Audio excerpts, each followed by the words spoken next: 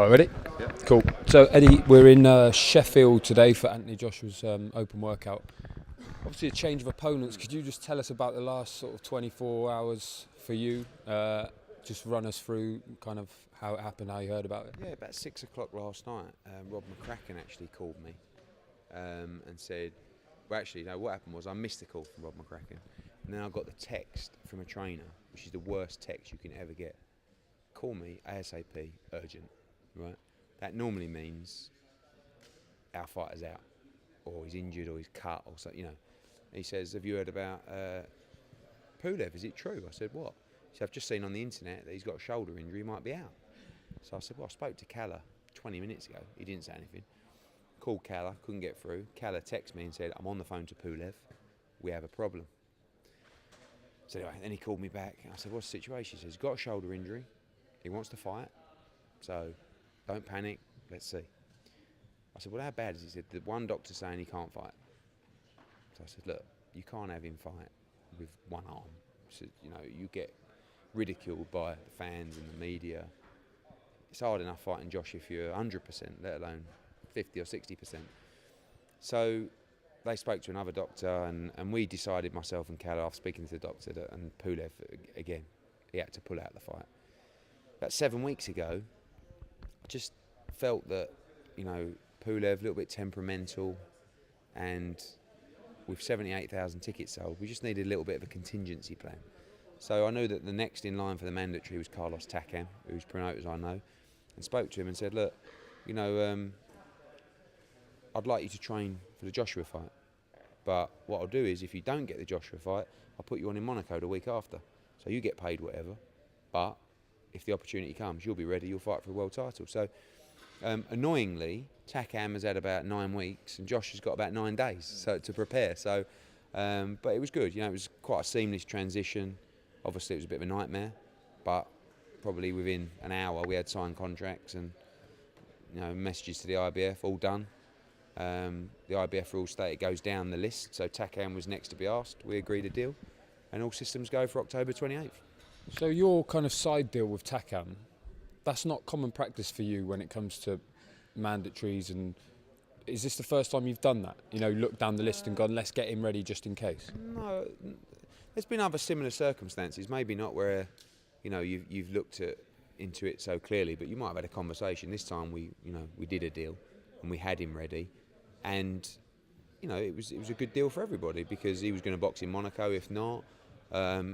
Now he gets a lot of money to fight for the world title.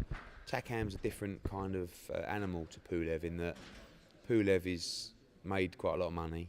He's a bit of a king in Bulgaria. Do you know what I mean? Takam's a very tough man, and this is his chance to win the world title. So he grabbed it with both hands. I phoned Josh. He was like quite excited because he knows Takam and he knows he's a bit of a handful and he likes to bring the fight.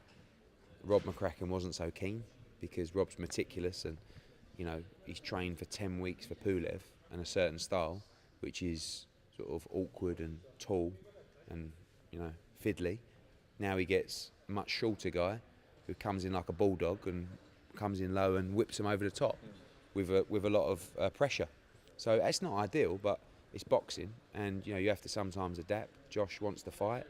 He's excited by the fight, and you know, I think it's going to be a good fight. There is an argument, I don't know where you stand on it, that Joshua's fan base and the way he's crossed over has meant that a lot of the people who are interested in him and bought tickets to Wembley and to Cardiff didn't know really much about Pulev, and actually didn't really care who Pulev was, and they don't actually care about who Takam is. It's an event, isn't it? It's an event. People are going to watch Anthony Joshua. They weren't necessarily going to watch Kubrat Pulev, but we have a responsibility to put on good fights, and Pulev is the mandatory. Now Takam is the mandatory. These aren't guys that we've just like plucked from like the 100th best heavyweight in the world. These are guys who are good heavyweight fighters, handfuls as well. It's Carlos Takam. The best way to describe Carlos Takam is a right handful. That's what he is.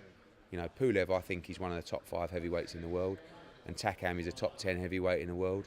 But styles make fights, and I think you get more rounds out of Takam. I think that's the general consensus.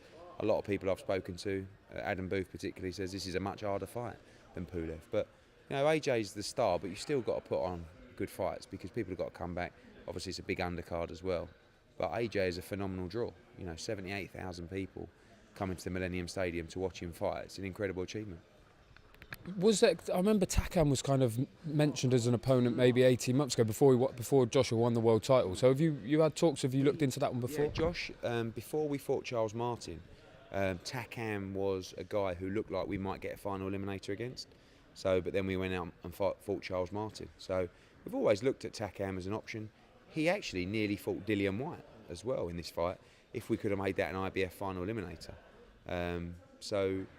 Again, he's been ready for this fight, Takam. It's not like someone said to me, what sort of shape's he going to be in with 2 weeks' notice? Don't worry about that. This guy's going to be in great shape. You'll see it on the scales.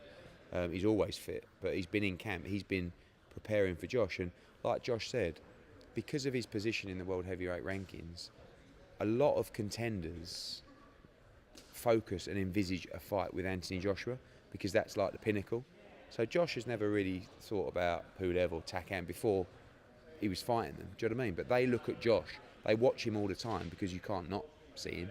So they pick things up and they always give 10 or 15%, 20% more when they're in there with Joshua because it's a bigger occasion, it's a bigger fight. So I'm expecting a really tough fight. And every fight in the heavyweight division is a banana skin.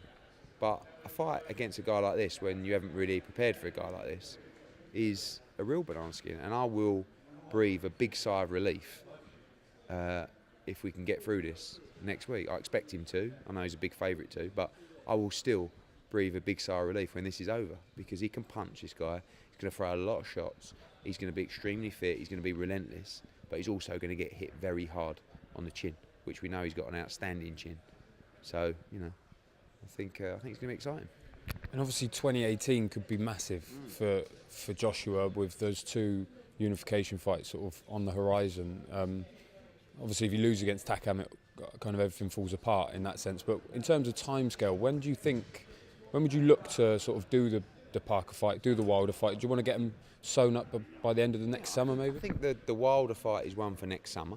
I'd like him to fight Dillian Whyte. I mean, I've talked to his guys again today. Wilder. Yeah, Wilder fight Dillian Whyte. And the winner fights Josh. Parker's a fight we could look at in February or March. But, we've got a WBA mandatory, potentially. I don't know, But I think the main aim is to fight 3 times next year. And I'd like 2 of those to be for additional belts. Doesn't always work out like that. But the aim is to become the undisputed heavyweight champion of the world. And I think it's on. But right now, with everything that's gone on, just get October 28th out of the way and then we can plan from there. Matchroom USA debut show in November, Danny Jacobs. Would you look to do Joshua over there maybe in that early 2018 fight? Is that on the horizon? Possibly. I think an international fight is a possibility. He doesn't really want to leave the UK and Britain because his fan base is incredible and what we're doing over here, it's never really been seen before. The numbers. But he's the world heavyweight champion. There is demand from many countries to stage AJ fights, and it's something we have to look at potentially early in 2018. But the aim is, like I say, to have 3 fights next year, and God willing, he wins. God willing, there's no injuries. He can go in February or March of next year. Would that be a good way to build that Wilder fight? Maybe get him out over in America at some point? Before then? But again, I look at that fight and think actually the place to build the Wilder fight is here. I mean, neither guys are huge stars in America yet. We'll have to see. But that fight is huge in Britain. So everything tells me that maybe Britain is the place for that fight. Without giving kind of too much away, when you sit down with Wilder, obviously as a WBC champion, outspoken, kind of a big name, what sort of kind of split are you talking about with him? That's one of the problems because you cannot possibly think that a fighter with a commercial value, like particularly Joseph Parker and Deontay Wilder, should warrant anywhere near a 50% split in that pot. And it's not being disrespectful, it's just fact. But they will, in their head, think I'm a champion, my belt's on the line, that is the split. If it is, of course, the fights will never happen. But they're still going to get absolutely giant paydays from fighting Josh on whatever they're offered. They've got to be treated with respect. It's not just a case of, there's a couple of million, take the fight. But they've also got to understand the size of Anthony Joshua. But also, we understand we want the belts. The public want to see those fights. So we have to try and make them, sometimes at a split that AJ doesn't like, to get those fights. But we'll see. But he's in a great position. We saw in Stuttgart there was some bad crowd trouble, terrible crowd trouble at Groves Cox, really bad in Warsaw, someone's died. Is this a coincidence, this sort of spate of trouble? Is it a growing problem in the sport? I think it's a coincidence. I don't think, I hate to say we don't really have much trouble at our shows. Of course, you're going to have, you've got arenas of thousands and thousands of people, a lot of men, who are having a drink, who are enjoying themselves, who are dancing around, watching some boxing. There's going to be some testosterone flying around, and unfortunately, sometimes through the poor behaviour of some individuals, you get trouble. I don't think there's many promoters that work harder than us to ensure the safety of fans at events. The costs that we incur to operate that way are substantial, particularly at the Kell Brook Errol Spence fight, which happened 4 or 5 days after the Manchester disaster. We spend the money. Sometimes police are needed at fights. I think on Saturday the main problem you had was people were giving tickets after the football game and they'd been there all day. Then you had Tottenham fans coming in with George Groves' Chelsea fans. You need segregation sometimes, and that's just an understanding of big events in the market. For example, when Tom Stalker boxed Masha Dodd and it was Liverpool against Birkenhead, you put Masha's fans in one block right over the other side of the arena, and you put Tom Stalker's in another block. It's not rocket science, but sometimes people don't think about that. So for us, the attitude that I have is that what the scenes that we saw at those shows that you mentioned kill your shows, and we can't afford to see those at our shows. So if there is any trouble, it needs to be dealt with quickly by our excellent security team and out the building. And like I said, touch wood, we're never not going to have any incidents, but we haven't had incidents like what we saw at the weekend. And maybe it'll be a situation where the police look at these events and say, we need a greater presence, and they're welcome. It's more cost to the promoters, but like I said, we pay up and make sure that the fan safety is paramount. And I would say to fans, come on, this is a great sport. Everyone can come and have a great night. Behave yourself.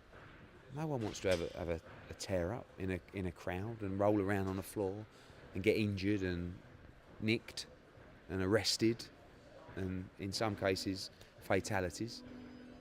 So let's respect the boxers, respect the events, all have a good time and go home safely. Is there a little, maybe sometimes a lack of cohesion because there's security do like the ringside and the boxes and the backstage and then the venue? Is that, could that maybe, should it be overseen by the same people? Perhaps? It is, and sometimes, as often as possible, our security will work with the security from the venue to ensure that there is no problem.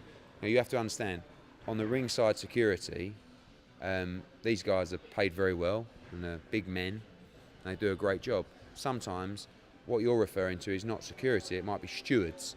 And when a steward, not being funny, is there on 40, 50, 60 pound a night and it all kicks off in the crowd, the last thing they're going to be doing is diving in trying to separate it, So you need different proper security then, or police even? Police is something, and we have police at many of our shows because it just adds, and the people ultimately, if you misbehave, you're going to get nicked. But I would say again, and we have seen 3 weeks on the spin. I don't think it's something that is an epidemic. I think it's just a bad coincidence the way it's happened. And when you look at the scenarios, firstly in Germany, the Turkish fans and then at the George Groves fight, people were given free tickets. Maybe Tottenham fans coming out the football, going in, Chelsea fans, and it's bad to see. And anything that affects our sport, people want to feel like they're safe coming to events. And I'd like to say that I believe you're safe coming to our events, but we still need people to behave and make sure they respect the fighters, respect the shows, and enjoy themselves and go home safely at the end of the night. Just one final one on it. When it all happened in football, like in the 70s and 80s and whatever else, they stopped allowing alcohol in the, not allowed to sit in a seat and watch football while having a beer. Obviously, at boxing you can, and it's very much part of Yeah, it's very much part of the thing. Not in ring VIP, not in inner ringside, No. which is quite strange. But Do you think? Would you support? The board can look at that. Yeah. Because they're the ones that actually don't allow you to have a drink in inner ringside. It's different in America, by the way. They have waitress service coming around. But I think the main thing is does it really matter? Like, Do you not think it would help maybe banning alcohol? if you can't have a drink at your seat, then you're just going to go into the concessions and have a drink anyway. And then you're actually going to have less atmosphere in the arena. There's pros and cons for all these things. Ultimately, people need to know that there's a zero tolerance policy, which is what we try and enforce on our shows. There's a police presence as well, but people have got to behave, you know. And ultimately, some people have a drink, get a little bit out of control, and misbehave. And if they misbehave and get nicked, they won't do it again, you know. But again, do you really want to go out and do all that, or do you want to go out and have a great time, watch a great sport, and go home with a smile on your face safely? That's what you want. So, you know, like I say, we'll be making sure that all the security provisions are in place at our show, police as well, to make sure that it's a safe night out, because that's what we try and deliver at Metro. Beautiful. Nice one, mate.